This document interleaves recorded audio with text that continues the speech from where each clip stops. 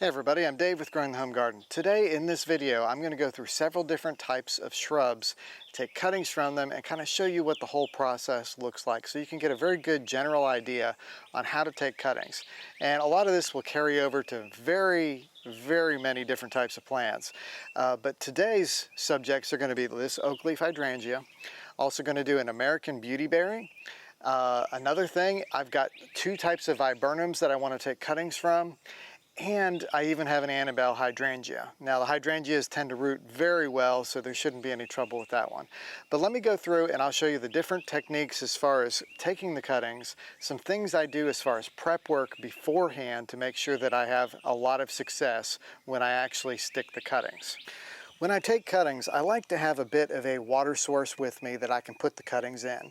And usually I use like a jar or something, and I just kind of shove the ends of the cuttings into that jar so they can stay wet during the process while I'm taking all the other cuttings. This time I'm going to have a bit of a water bath for them. And I'm just going to drop the cuttings into this water bath and let them soak while I'm doing these cuttings. That's going to maintain their transpiration, so they're not going to be putting out water out of the leaves. They're not going to suffer any kind of water loss for it. But also I did something to this water ahead of time. I put some hydrogen peroxide in. I put about 2 tablespoons of hydrogen peroxide, which is probably a little more than you would need for just general water purposes here. But I was trying to neutralize the chlorine first off from our tap water, and then provide some hydrogen peroxide here to potentially ward off any kind of fungal issues that the leaves might already have on them. So it's not absolutely critical. I haven't really done this very much in the past, but I'm trying something new because I've had a little bit of difficulty with cuttings lately getting too wet and having a little bit of fungal issue happening. So I'm trying to counteract that by adding that hydrogen peroxide to the water. I've always found that Oakleaf Hydrangea tends to be a little bit more difficult to propagate than other hydrangeas. And I'm not sure the exact reason for that, but the way around that is a couple of things. I am looking for the immature leaves up here, because you notice they've got really huge leaves. I really don't want to have gigantic leaves when I'm sticking my cuttings. So I'm going to trim back some of those leaves off of here so I can get to the cutting that I actually want. And I'm doing it while it's on the plant, but you can do it after you take the cutting if you want. And I'm looking for something that's about a 6-inch long cutting. So I'm going to go to these other 2 big leaves here and trim them off too. And then I'm going to go down to the node below that and trim that cutting here. I'm also going to take off this piece right here on the bottom. And I'm going to just give it a slight cut right here. And you can see this has a couple of nodes at the bottom. It's actually got 1, 2, 3, 4 nodes total, because this is a node where the leaves are coming out of. And I see a nice immature leaf right here, and I see one that's going to have some potential to grow really large. So I'm going to trim that one off also. I missed the first cut. Try again. And you can see here I've got a couple starter leaves happening, and then the main leaf right there. And that is enough right there. This is probably less than 6 inches. This is probably about 5 right there. And but that's good. That's what I'm going to go for. And I'm going to go ahead and drop it into my water bath and then take a few more cuttings just like I did this one.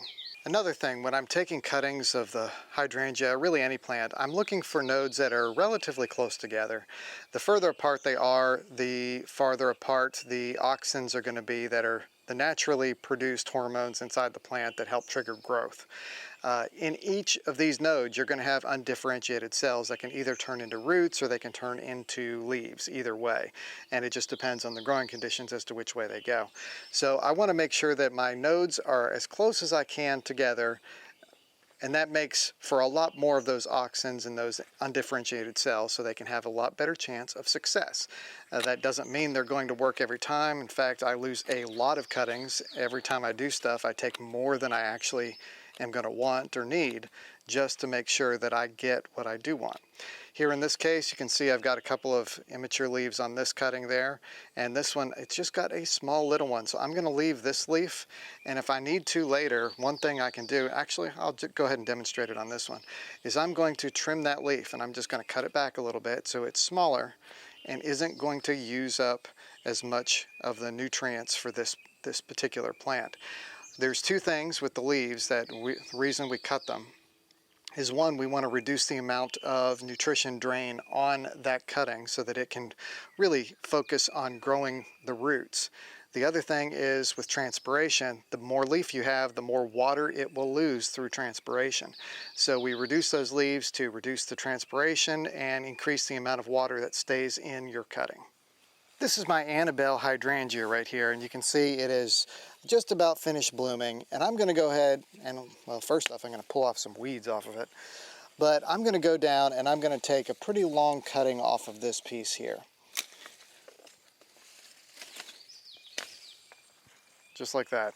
And I'm going to trim off the top piece where it's got the flower on it because I don't need that for rooting. And I've got this weed that I need to take off of it. Now, hydrangea is a very easy to root plant, and you don't actually have to have a nodal cutting on this one. So on this particular plant, I actually have potential for 3 different cuttings in one, because I can do a cutting here up to the top of these nodes, and then another cutting here with this internodal area, and then a node right here, and then one more for the top. And that'll be just fine. I'm going to leave only 1 leaf per cutting, and I'll take the smaller of each of the leaves and we'll see how those do. So basically, with this hydrangea, I'm going to cut right here, and then again up here, try to make sure I don't drop anything. And then we're going to trim off 1 leaf from each cutting, and that 1 branch should yield us 3 nice Annabelle hydrangeas. Hydrangea arborescens is a native hydrangea. You can actually see it growing on roadsides around here in Tennessee or in our state parks and stuff. And it's just a good one to have around. It's nice to have some native hydrangeas that look amazing. I think Oakleaf Hydrangea works better when the cuttings are a little bit more firm, a lot less soft. These are just about perfect, I think. They have got a nice firmness to them, and I think they should do really well. So let's go over and let's take some other cuttings of the viburnums.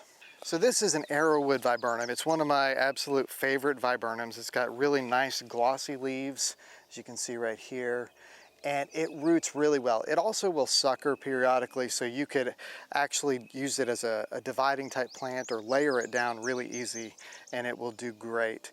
Now, excuse the extra plants around here. We actually have some passion flower vine, which we leave up because the Gulf fritillary butterflies use that as a larval food source, so we kind of let things go as natural as we can. And but this is what we're going to take cuttings from today. It is a native. Arrowwood Viburnum is really great for the birds because it produces these blueberries that they will just devour once they actually produce them. This year it has not produced. I've got about 3 or 4 of these here in the garden, and they're just too young to produce berries. I think probably next year they should do well. But we're going to take cuttings in a very similar fashion of this year's growth. You can see this green stuff up here. The very top growth is a little too flexible and pliable. We don't really want this very tip of it, so we're going to snip that a little. And then I'm going to come down to about where the wood transitions. In fact, I'll take a little bit more than that. You can see right here, this is new growth this year, and you see it's starting to harden off. We'll move a little closer. So you can see that's this year's growth starting to harden off as it's starting to turn brown. And that is perfect for cutting material right now. And I'm going to do nodal cuttings, even though this will root from the internode. The nodal cutting should root a little bit better. So that's going to give me 1, 2, maybe 2 to 3 cuttings off of this 1 branch right here. All right, so here's an example of that. I'm going to come over there and I'm going to take this bottom portion off here just below that node. Snip it off and pull off these 2 leaves. And then I'm going to come up just above where those 2 leaves are, and I will snip that section off here. So this one cutting right there gives me a nodal and an internodal cutting. And then I'm going to come through and whoops, snip that off and take off 1 more leaf so that we just leave 1 node or 1 leaf per cutting. And so there's a lot going on right here with my American Beautyberry. First off, What's really nice is we are starting to flower. They've got these really tiny little white to pink little flowers that are forming in clusters. Each one of those eventually becomes its own berry. So I want to be careful about the type of cuttings I take or how many I take, because I do want it to produce a lot of good berries for the fall. The birds will eat them, and plus we can actually grow some from seed. I have probably 12 or so beautyberries that I grew from seed that are in pots on the front porch that I can actually pot up into larger sizes now. So what I'm going to do, well, the other thing that's going on is we've got more of the passion flower vine. You can see it here blooming, and that eventually will become more of the fruit, which will seed and sow and keep on growing.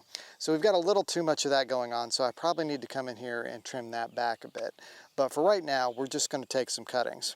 And to minimize the amount of loss of flowers here, I'm going to take a branch as far down as I can.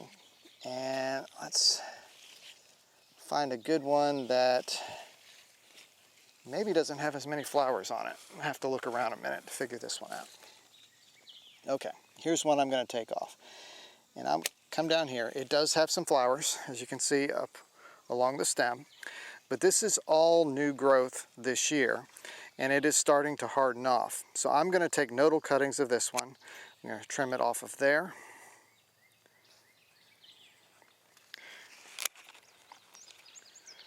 And we're going to keep on going like that by just taking the nodal cuttings and pulling off the leaves as we go, so that we keep at least 2 nodes on each one. Actually, you know what, on this one I'm going to go 3 nodes on it, so that we have a little bit of a comparison to see which does better. And we'll take these leaves off, and I'm going to pinch off any of those flower buds because they will sap energy from the main plant. So right there I've got a 3-node cutting, I've got a 2-node cutting, and I've got a little bit more to take from them. So I'll probably limit myself to just 3 or 4 cuttings total from this particular plant. So what I've got right here is a combination of 4 little pots that I've got a mixture of coir and sand. Now, coir is made from coconut husks, and there's probably a 40% mix of coir and a 60% mix of sand in each one of these. That's just an estimate. I wasn't exact with my measurements, but I'm trying to have a little bit more drainage in it because I have Oakleaf Hydrangeas in this mix. And Oakleaf Hydrangeas can and very often do rot out on the bottom side of the cutting. So I want to make sure there's plenty of drainage, and we also have to keep the humidity high. So it's a very fine balance for the Oakleaf Hydrangeas. And I'm going to use Hormodin 3, which is a really good rooting hormone. Most of these will be fine without rooting hormone. I don't think you even need it, but the Oakleaf Hydrangeas, I definitely want to give them some help because, like I've said in the past, they've always been a little bit tricky for me. So this part is very simple. I'm going to pick the container that has the most amount of sand in it and use it for my Oakleaf Hydrangeas. And I'm just going to take that nice wet Oakleaf Hydrangea cutting, and I'm going to dip it in my rooting hormone here. And I put my rooting hormone in a separate jar so that I make sure that it doesn't contaminate the main jar. I'm going to knock off any excess. You can see right there that white rooting hormone right there. In the past, people have asked what's in it. It's called indole butyric acid. That's the actual active ingredient. The rest of the white stuff typically is something like talc, just a powder base. And so I'm going to just slide that cutting in here. And it does help. I haven't really done it because the core was already damp, but it does help if you already have your soil medium a little bit wet to start from. All right, here's another Oakleaf Hydrangea. We'll do the same thing for that guy. And I'm putting them about 1 inch to 2 inches apart so I can maximize the amount of cuttings I put in each one. And we'll see how many. I'm just doing Oakleaf Hydrangeas first. You can use a dibber if you would like, which basically a dibber is just a stick or pencil or something that you stick in here to create that hole ahead of time.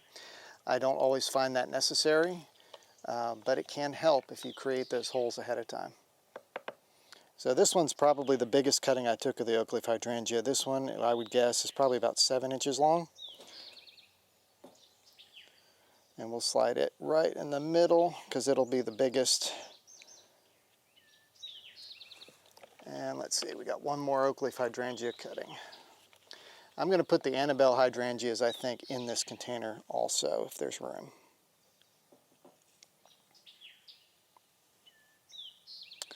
All right, so there we have 5 of those, and I'm firming around the cuttings at the very base to try to make sure that they have full contact with the soil medium.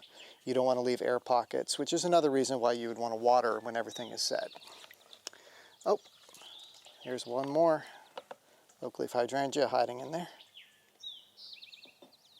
And there we go. So we actually have 6 Oakleaf Hydrangea cuttings hanging out in that pot. And I'm going to come back to that pot if I've got room. I may have to move my Annabelles into a different container. But let's go next and let's do the beautyberries here. Actually, that's Annabelle. If you have trouble identifying what is what, make sure you're using a different container for your cuttings so that you don't get them all mixed up. All right, here's a viburnum. We'll do the Arrowwood Viburnums next. Same setup. That one was a nodal cutting. I'm sorry, that one was not nodal. This one is nodal. And I'm not giving them a whole lot of rooting hormone because I don't think this type of plant really needs a lot. Just giving them a quick little dip, knocking off the excess, and then sliding it in.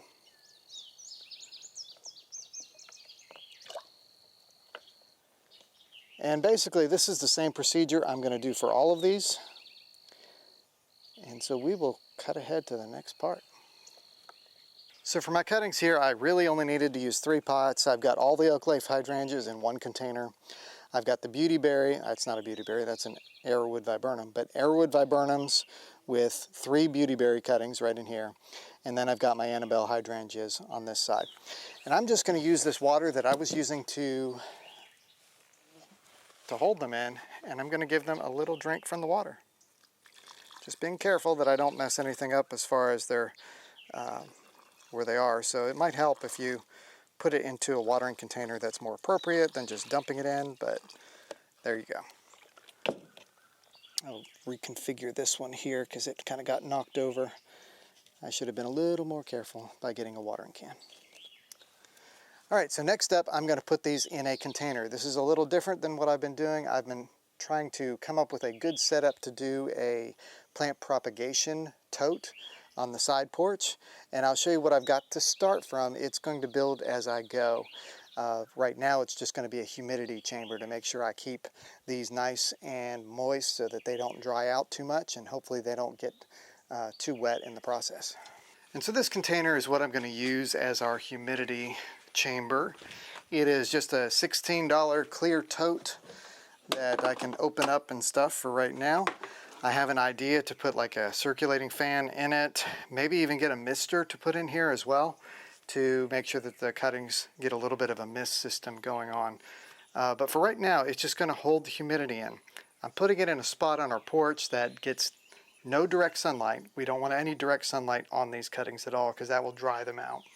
As you can see, I can get all 3 of those pots in very easily. I could probably fit about 5 more of the same size pot in here without too much difficulty. I do want to make sure that there's plenty of distance between the cuttings so that there's some natural air between them. But it's actually a pretty good size container. If I went down to 4-inch size pots, I could probably get a whole lot more in there. And of course, in a 4-inch pot, a lot of times you can get 4 to 6 cuttings in those. So you can do pretty well. This is a 27-gallon size. It's clear. And like I said a minute ago, you just need to make sure that you do not have this in the sun. It needs to be in a shady spot.